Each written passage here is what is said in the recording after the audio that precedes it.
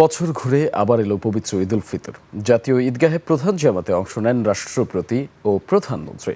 সরকারের গুরুত্বপূর্ণ ব্যক্তি, সমাজের বিশিষ্টজন সহ সর্বস্তরের মানুষ এই জামাতে নামাজ আদায় করেন। পরে দেশ ও মুসলিম উম্মার শান্তি সমৃদ্ধি কামনা এবং যুদ্ধ বন্ধের আকুতি জানিয়ে মোনাজাত করা হয়। মোহাম্মদ হানিফের ক্যামেরায় মানিক শিকদারের রিপোর্ট। 72 ঘন্টা ময়েশ্চার লক সমৃদ্ধ লিলি বডি ওয়াশ, শিয়া বাটারের গুডনেস স্কিন রিপেয়ার করে রাখে সফট ও গ্লোয়িং। ভোরের আলো ফোটার সাথে সাথেই রাজধানীর নানা প্রান্ত থেকে জাতীয় ঈদগাহে আসতে থাকেন মুসল্লিরা। কেউ ছোট সন্তানকে নিয়ে এসেছেন, কেউ আবার বৃদ্ধ বাবাকে নিয়ে এসেছেন মমতা মাখা হাতের বন্ধনে। আমি আসছি নোয়াখালী থেকে। এবছর যেহেতু প্রধানমন্ত্রী এবং রাষ্ট্রপতি নামাজ পড়তেছে, তাদের সাথে নামাজ পড়বো।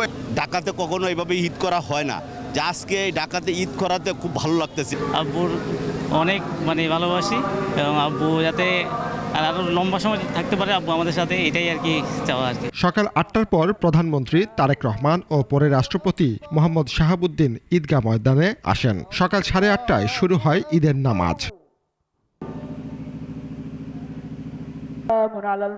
নামাজ শেষে মোনাজাতে মুসলিম উম্মার শান্তি সমৃদ্ধি কামনা করেন তারা।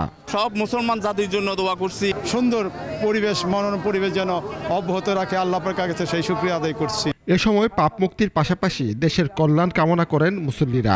বিশ্বজুড়ে চলমান অস্থিরতা, যুদ্ধ ও সহিংসতা বন্ধের আহ্বান জানান তারা। তো 2 দিন পূর্ব নামাজরত অবস্থায় কিন্তু ফিলিস্তিনিদের উপর আক্রমণ চালাচ্ছে ইসরায়েল, যেন তাদেরকে এই কষ্টের মধ্যে দিয়ে না যেতে হয়। সকল ভেদাভেদ ভুলে ঈদের এই জামাতে সবাই ভালোবাসা ও ভ্রাতৃত্বের বন্ধনে আবদ্ধ হন।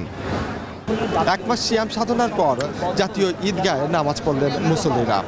ঈদের নামাজে এসে প্রার্থনা ছিল বিশ্বে চলমান অস্থিরতা যেন দ্রুত নিরসন হয়, সেই সাথে মুসলিম উম্মার বিজয় এবং বাংলাদেশ যেন শান্তি ও সমৃদ্ধিতে এগিয়ে যায়।